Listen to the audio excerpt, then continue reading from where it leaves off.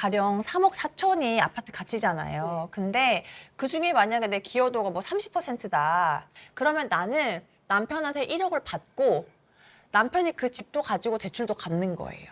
명의대로. 아, 그 집을 갖는 거예요? 그거 집값은 명의대로. 계속 오를 텐데. 그쵸? 제가 그런 생각을 못 해봤거든요. 그래서 생각이 이래저래 많아졌어요. 그래서 만약에 내가 아파트 지분이 가지고 싶다 하면 대출도 가져와야 돼요? 그렇죠. 그래서 내가 그걸 가지고 아, 변호사님 그럼 집만 가져오고 대출을 안 가져오고 쓰는 아니요, 거구나. 저 지금 문득 생각이 났는데 그러면 이제 집값이 오를 거잖아요. 그걸 대비해서 내가 일단 3억을 다 가져갈게. 집값이 오를 거잖아. 너는 거기 살고 오르면 그걸 가져. 이건요? 아, 똑똑했죠, 조금. 집값은 계속 오르고 있으니까 똑똑했죠. 생각 못 하셨구나. 안녕하세요. 안녕하세요. 저 변호사님 뵈러 이 방송 온 거예요. 진짜예요, 진짜. 너무 만나 뵙고 싶었어요. 아, 진짜요? 네. 아, 너무너무 제가 다 감사드립니다. 너무 영광이에요. 여기 캠프에 오게 된 이유 중에 제일 큰 게 변호사분 만나는 거였거든요. 아, 상담 가기 전에 제가 기억력이 없어요. 제가 원래 막 뭘 적어서 가는 스타일이 아닌데 A4용지 한 장이 부족할 정도로 계속 적었거든요. 남편이 이렇게 변하지 않으면 이혼을 해야지 하면서 일단 실속을 챙겨야 되잖아요. 그래서 나한테 유리한 조건은 무조건 속속 다 가지고 와야겠다 싶어가지고 열심히 적었던 것 같아요. 이제 궁금하신 걸 편히 말씀해 네. 주시면 돼요. 그 이혼하게 되면 집이나 이런 재산 분할이 어떻게 되는지 궁금하거든요. 근데 명의가 일단 남편 명의예요. 네. 좀 불리해지는지 궁금해요. 명의자가 남편이라고 해서 불리한 건 없어요. 아, 없어요? 다행이다. 근데 일단 명의가 남편으로 되어 있다고 다 남편 것도 아니고 내 명의로 되어 있다고 다 내 것도 아니에요. 아, 네. 그러니까 명의가 중요한 게 아니고 그 집을 매수할 때, 네. 살 때 누가 돈을 얼마나 보탰고 그리고 대출 원리금 상환을 어떤 돈으로 어떻게 했고 그리고 결혼 생활이 얼마나 됐고 이런 것들이 다 종합적으로 영향을 미치는 거거든요. 근데 일단은 집 자산이 한 전 정도 가치가 있나요? 그렇죠? 네. 대출이 한 정도 있대요. 3억 4천 정도 가치가 있는 거거든요, 집에. 네. 분양가는 어떻게 냈어요? 대출을 받으셨고. 뭐, 네, 대출을 받았는데 응. 이제 양가의 지원을 조금씩 조금씩 받아서. 네. 근데 공동으로 형성된 재산이긴 하네. 그러면. 네. 예. 그러면 재산 분할 대상이 될 수밖에 없어요. 네. 예. 그걸 빠지진 않아요. 집 명의도 남편으로 한 게 대출을 신경 쓰고 싶지 않고 받아본 적도 없고 전 받기가 싫어요. 남편 의지로 오게 된 거거든요, 이 집을. 네. 그래서 대출이 생겼잖아요. 네. 전에 서울 살 땐 대출이 없었는데 네. 그럼 이 대출은 어떻게 되는 거예요? 남편 명의고 저는 대출을 받지 말라고 했는데. 가령 3억 4천이 아파트 가치잖아요. 근데 그중에 만약에 내 기여도가 뭐 30%다. 그러면 나는 남편한테 1억을 받고 남편이 그 집도 가지고 대출도 갚는 거예요. 명의대로. 아, 그 집을 갖는 거예요? 그거 집값은 명의대로. 계속 오를 텐데. 그쵸? 제가 그런 생각을 못 해봤거든요. 그래서 생각이 이래저래 많아졌어요. 그래서 만약에 내가 아파트 지분이 가지고 싶다 하면 대출도 가져와야 돼요? 그렇죠. 그래서 내가 그걸 가지고 아, 변호사님 그럼 집만 가져오고 대출을 안 가져오고 쓰는 아니요, 거구나. 저 지금 문득 생각이 났는데 그러면 이제 집값이 오를 거잖아요. 그걸 대비해서 내가 일단 3억을 다 가져갈게. 집값이 오를 거잖아. 너는 거기 살고 오르면 그걸 가져. 이건요? 아, 똑똑했죠, 조금. 집값은 계속 오르고 있으니까 똑똑했죠. 생각 못 하셨구나. 재산 분할은 현재 시점 기준이에요. 현재? 그러면 5대 5예요, 그러면? 아니. 5대 5도 아니에요? 네. 지금 결혼 생활이 우리 7년, 7년이요. 7년이잖아요. 네. 제가 알기로는 7년 이상이 되면 이제 5대 5라고 들었거든요. 네이버에서. 저도 나름 알아봤어요. 만나기 전에 나름 공부를 했어요. 몇 년 지나서 무조건 5대 이거는 너무너무 잘못된 정보예요. 아니구나. 알려줄게요, 주변. 일단은 중요한 건 5대 5가 무조건 나오는 상황은 절대 아니라는 거예요. 남편은 좀 더 높을 것 같아요. 제가 봤을 때에는. 네. 5대 5라고 당연히 생각했는데 재산 분할에 있어서는 저는 불리한 입장이다 하니까 나 돈 뺏길 수도 있는 상황이네 하면서 계속 속으로 걱정했어요. 일단 제 생각에는 네. 와이프가 경제 활동을 이제 전혀 하지 않았지. 안 했기 때문에 네. 결혼한 지가 지금 한 6년? 네. 근데 이제 그 중에 5년을 안 했으니까 네. 와이프가. 네. 우리가 7대 3 정도까지만 양보를 하면 되지 않을까 싶은데. 남편이 만약에 7대 3 얘기하면 어떨 것 같아요? 따로 얘기 좀 하고 올게요, 그때는. 나 남편하고 따로. 네, 분명히 할 거예요. 5대5 할 것 같아요, 남편 성격은. 5대 남편 성격이 5대 5를 할 것 같다고요? 네, 남편 성격이. 이제 상담 전에는 제가 한 뭐 8대 2 정도까지 생각했고 와이프 좀 단순해서 5대 5 얘기했을 것 같습니다. 그냥 막 꼬치꼬치 내가 잘못했어, 네가 잘못했어 하면서 할 성격이 전혀 아니고 귀찮아서 5대5 할게요 이렇게 할 것 같아요. 그래요. 근데 우리가 또 재산 분할할 때는 현실적으로 안 그렇게 되거든요. 안 그럴 것 그럼 같아요. 차를 줄게요. 아버님 명의거든요. 차를 줄게요. 아버님 명의 차는 원래 아버님 건데요. 내가 주는 게 아니고 원래 아버님 건데. 네네네. 궁금한 게 있는데 저희가 맨날 제가 카페충이에요. 1카페는 무조건 해야 돼요. 네. 대형 카페 찾아다니고 신상 카페 무조건 가야 돼요. 식당 가고 카페 가고 이게 어마어마하거든요. 3년으로 따지면 이게 다 친정 카드예요.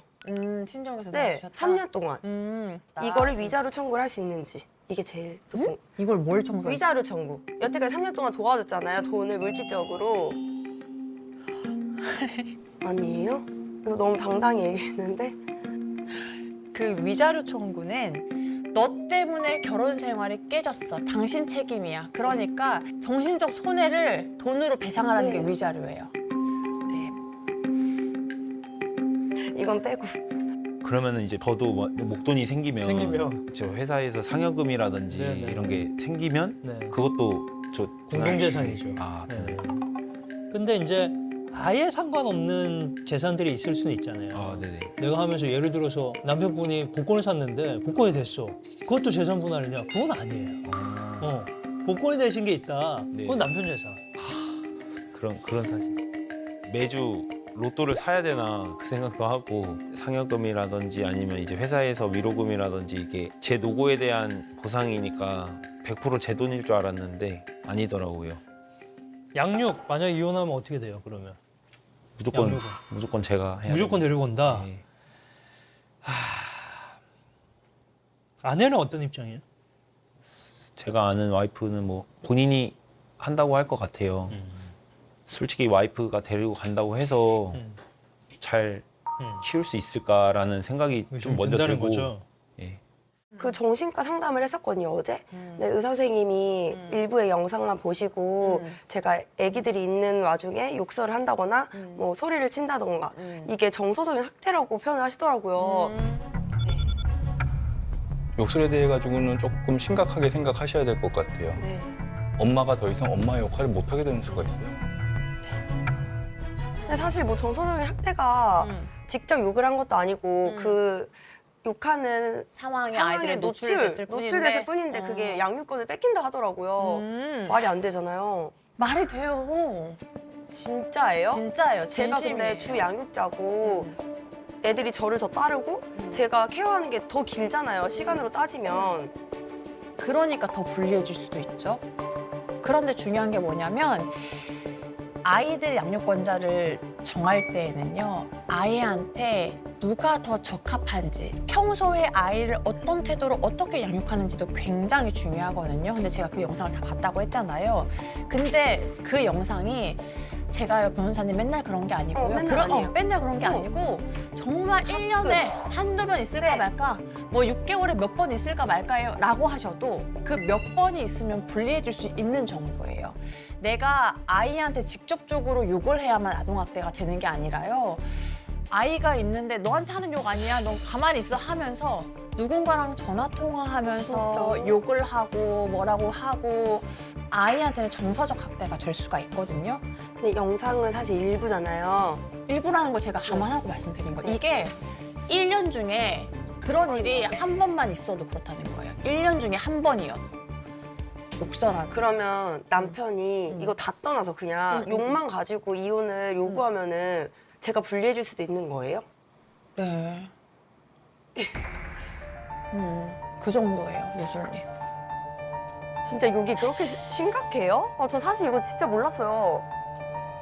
만약에 이혼을 한다라고 하면 사실 우리 쪽의 규책 사항은 거의 없다고 봐야 되고 엄마가 욕을 계속 한다라고 하면 사실 그거는 양육권자로서 인정받기가 쉽지 않죠. 그래서 이 부분 저희가 많이 강조를 해가지고 하면 만약에 이혼을 한다라고 했을 때 양육권도 저희가 충분히 주장해 볼 수 있을 것 같아요. 9년 동안 변호사 하면서 수도 없이 네네. 많은 이혼 사연을 많이 보고 보셨잖아요. 했는데요. 태양의 경우도 많이 봤지만 봤죠. 저는 소소한 애교 수준이잖아요. 그 중에 상위에 속할 정도로 좀 센 편이에요, 말이. 그러면은 저 육아가 진짜 힘들잖아요. 그쵸. 그래서 저보다 더하면 더한 엄마들이 더 저는 많을 것 같다고 생각이 들거든요. 그러니까- 그런 사례는 없어요? 다른 엄마들도 스트레스 받으니까 욕해요. 다른데 다 해요. 다 욕하지만 애들 있는 자리에서 하는 엄마들 없어요. 우리나라 인구가 많잖아요. 혹시 있지 않을까요, 그래도? 있죠. 네. 있어요. 있으니까 그 사람들이 유책 배우자가 돼가지고 소송을 된 당하는 거예요? 거예요. 아, 그래요? 그거는 잘못된 거예요. 심각한 거구나. 진짜 소송으로 가게 된다면 그러니까 무조건 내가 양육권 이길 수 있어. 그런 상황 아니에요. 저는 당연히 제가 주 양육자니까 양육권을 가지고 올 수 있을 거라고 생각했거든요. 근데 저희 편이 양나래 변호사님도 양육권을 뺏길 수 있다 이렇게 말씀하셔가지고 너무 놀랐어요. 내가 잘 표현을 해서 말하면 내 쪽으로 넘어올 수 있겠구나. 진짜 한 70% 80%까지도 좀 승산이 있겠구나 이렇게 생각했습니다. 지금부터 최종 조정을 시작하겠습니다. 김승호, 조예솔 부부 입장해 주세요. 안녕하세요. 개선이 될 수 있을까? 지금 솔직히 불가능하다고 생각합니다. 단지 욕을 제외하고는 잘 해왔던 엄마잖아요. 빨리 내가 원하는 거를 찾아야겠다 생각이 들었어요. 주예솔님, 김승호님 출석하셨습니다. 두 분 캠프 참여하면서 프로그램 하시느라고 고생 많으셨죠? 네. 네, 그동안 두 분이 하셨던 일에 대해서 캠프 소장으로부터 이야기를 듣도록 하겠습니다. 네. 아내 조예솔 씨는 남편의 대화 거부와 지나친 훈육 때문에 그리고 남편 김승호 씨는 아내의 거친 욕설에 심각성을 느끼고 캠프에 참여하게 되었습니다. 야, 말을 똑바로 해야지 알지? 가사 조사 영상 속의 부부의 모습은 그야말로 총체적 난국이었는데요. 그건 너무 소중한 아이들이잖아요. 정말 다행히도 심리 상담 치료를 통해서 본인의 부끄러운 모습을 깨닫고 솔직한 감정을 보여주기도 했습니다. 만약에 내가 5대5 제시하면은 괜찮지 그 정도. 자기한테 그걸 왜 줘? 사랑하는 와이프였는데 남인데 이혼하면 남인데? 보고 드린 내용을 토대로 조정에 참고해 주시기를 부탁드리겠습니다. 네, 지금 소장께서 보고한 것처럼 우리 예솔님은 남편의 소통 거부 그리고 육아 간의 충돌로 인해서 이혼을 원하시고 이혼 소녀 캠프에 참여했잖아요. 캠프 다녀오신 다음에는 어떠셨어요? 저는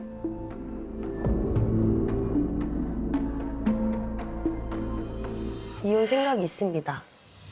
이혼 생각이 있습니다. 그래서 만약에 진짜로 이혼을 하게 되면 어떻게 되는지 궁금합니다. 남편 승호님은 어떠세요? 우선 와이프 생각이 그렇다면 저도 또한 이혼에 대해서 좀 진지하게 알아보고 싶습니다.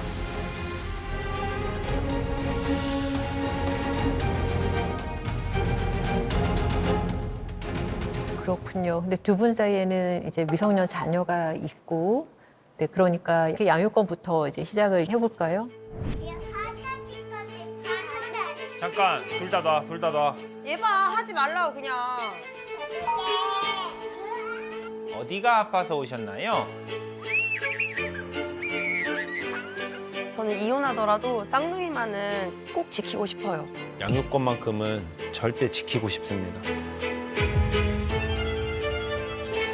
저희는 전업주부로 아이들을 거의 전담해서 케어를 하고 있고 아이에게는 엄마가 절대적으로 필요한 나이이기 때문에 양육권을 이제 아내가 가지고 양육비를 아이 1인당 100만 원 해서 200만 원 지급받기를 원합니다. 뭐 양육권 관련해서 저희도 먼저 말씀드리면 남편분도 그 아이들에 대한 애착이 상당히 강하고요. 양육권을 원합니다. 양육권을 원합니다. 다만 이제 우려되는 사항들이 몇 가지 있어서고요. 아이들의 교육에 있어서 엄마가 욕설을 자주 하고 지금 딱 나이대가 이제 말을 배우면서 할 수 있는 그런 나이대여서 과연 양육을 혼자서 오롯이 할 수 있는지에 대한 일단 의심이 좀 있고요.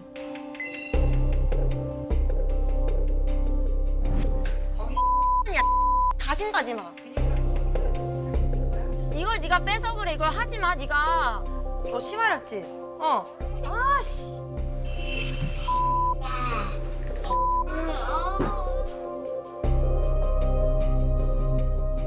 제가 첫날 아이한테 이렇게 욕하는 사람이 우리나라에 어느 정도 되겠냐라고 여쭤봤더니 이 그림에 나온 우리 예솔 씨 정도로 욕을 하고 하는 사람이 몇 명이 될까요? 우리나라 엄마들 중에. 20%는 되지 않아요? 네? 20%요. 20%? 그 생각은 아직도 갖고 계세요? 네. 뭐 엄마라면 다들 공감하실 거예요. 아이들한테 욕하기보다는 그 상황이 너무 힘들고 좀 쓸쓸한 마음에 공허해서 한두 마디씩 혼잣말로 하는 엄마들은 분명히 있을 것이다. 아니 근데 그거랑은 제가 얘기한 거랑은 완전 다른 얘기. 제가 뭐 그 정도도 영상을 뭐 저만 본 게 아니라 우리 모두가 다 봤는데 제가 정신 나간 사람도 아니고 갑자기 하겠습니까, 소장님. 그 악마의 편집은 약간 있으니까. 악마의 편집이란 얘기는 네. 예솔 씨가 안 한 거를 억지로 우리가 한 것처럼 뉘앙스를 만들어서 이렇게 보여주는 게 악마의 편집이에요. 거기 모두가 같이 그 영상을 봤잖아요.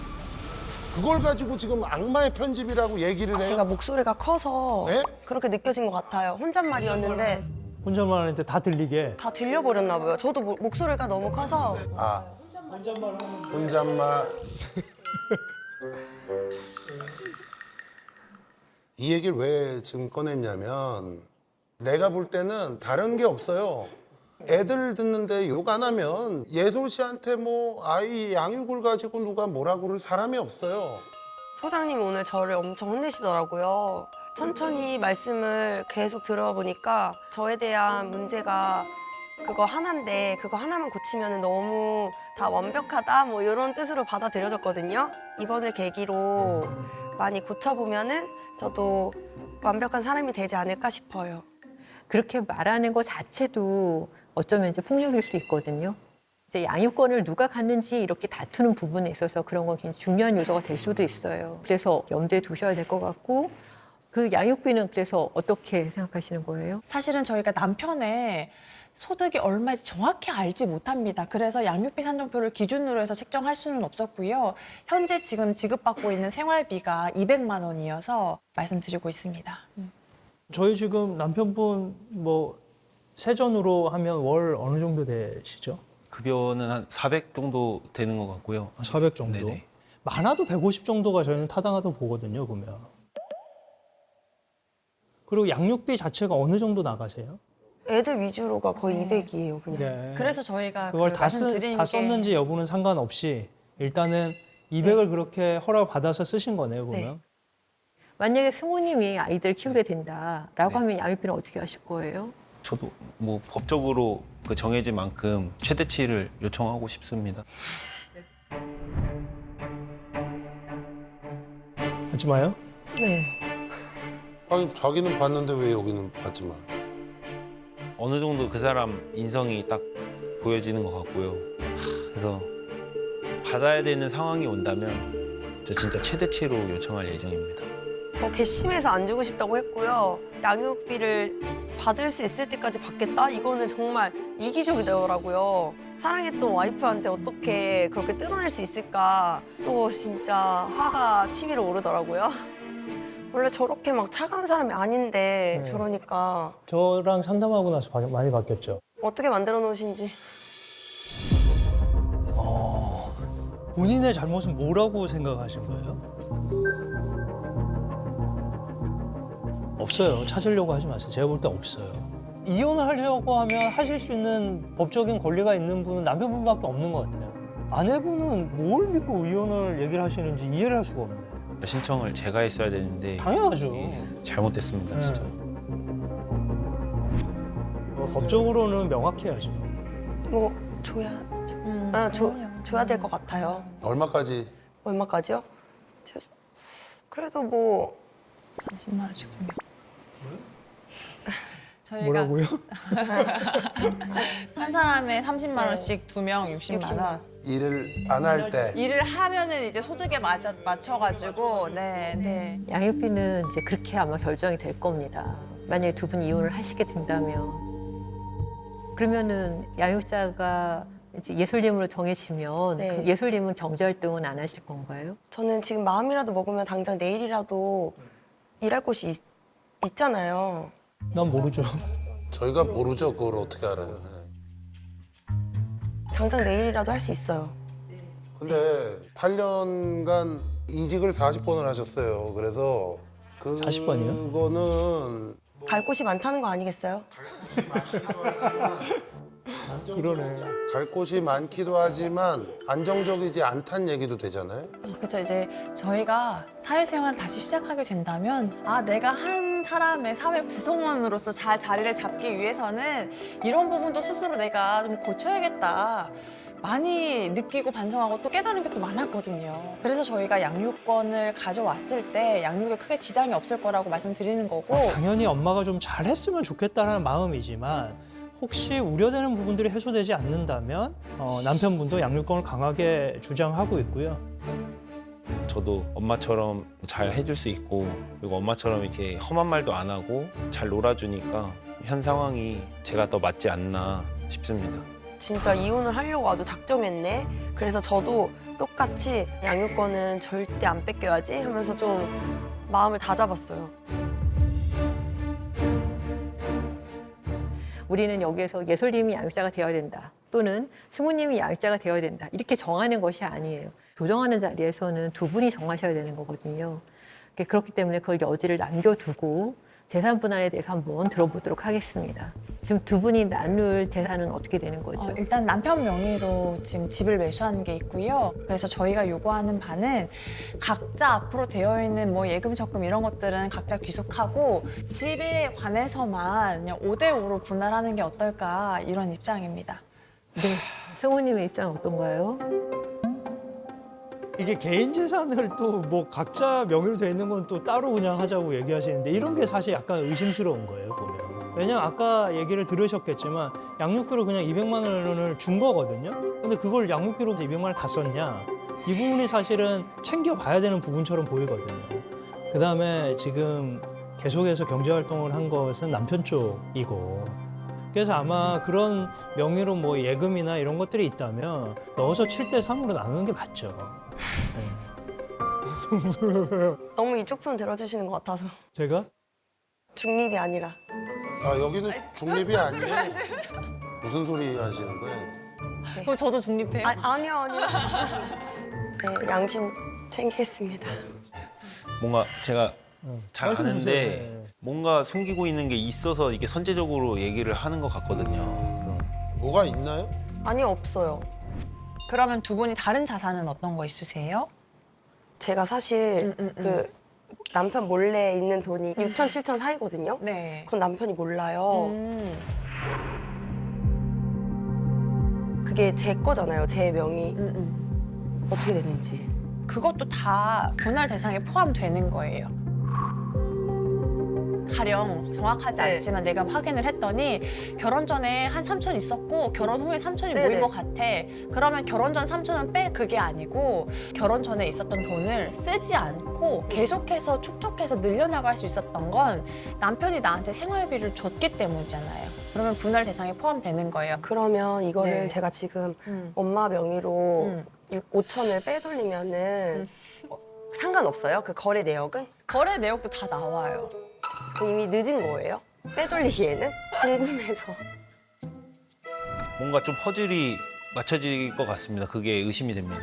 근데 저도 7, 8년 동안 이직은 잦았지만 그동안 쌓아온 게 있거든요. 결혼 전? 네네. 결혼 전부터 전부터 기간은 모르겠지만 결혼 전부터 걸쳐서 그때 모아둔 돈이 있으신 거네. 있을 수도 있어가지고 그거는 확인한 적이 없어서 그거는 그냥 제가 깔끔하게 그거까지 파면 너무 복잡하니까. 아니 근데 그거는 말이 안 되죠. 왜냐하면 지금 걸쳐서라고 얘기한다는 거는 같이 기여한 거니까 그거는 그렇게 얘기할 문제가 아닌 거죠. 그렇죠.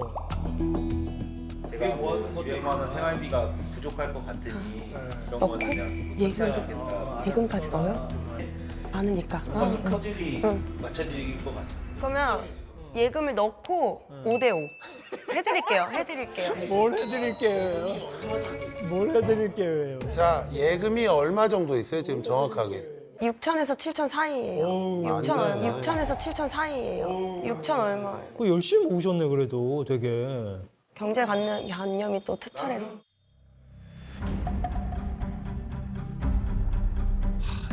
이혼 얘기 꺼냈을 때보다 더 충격적이고 이 생활비를 좀 줄여야 되나 이 사람이 어디서 그렇게 빼돌렸지 이 생각도 들고 또 그 출처를 좀 물어봐야 될 것 같아요. 아니 근데 만약에 진짜로 하면 5대5 받아들이실 거예요? 우리 승호 씨? 근데 저는 진짜 제가 지분이 높다고 생각합니다. 본인이 더 지분이 많다고 하니까 저는 기가 찰 노릇이었어요. 저 재산이 들어오면 6대 4는 돼야지. 왜냐면 경제활동을 기본적으로 다 하셨고 결혼 생활 6년밖에 되지 않았는데 그 전체 재산 기여가 5대 5다? 그럼 저희는 조금 받아들이기 어려운 부분인 것 같은데. 우리 예솔 씨는? 육아는 감히 돈으로 환산할 수 없어요. 저는 그거를 많이 줄였거든요. 제가 심지어 2명이에요. 근데 저는 동시라 다행인 거지. 지금 4살이잖아요.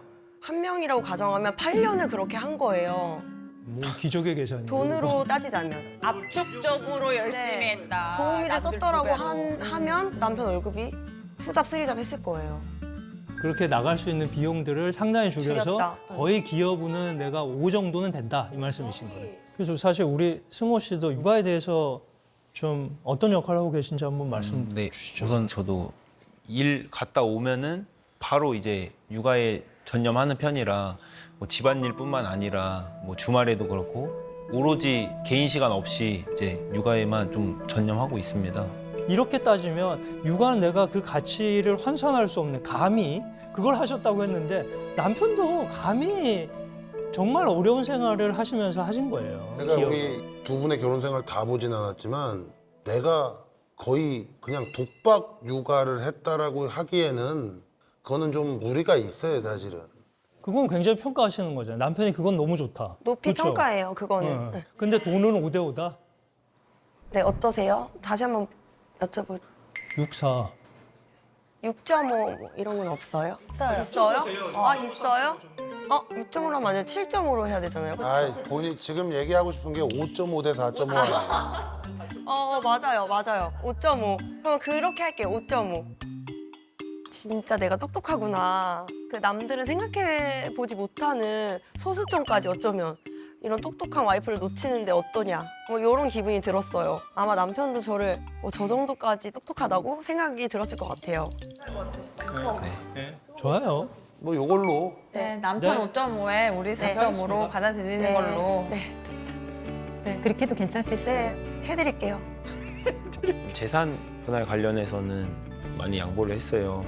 뭔가 그 분위기에 말려서 소수점 딱 거기에 당한 것 같습니다.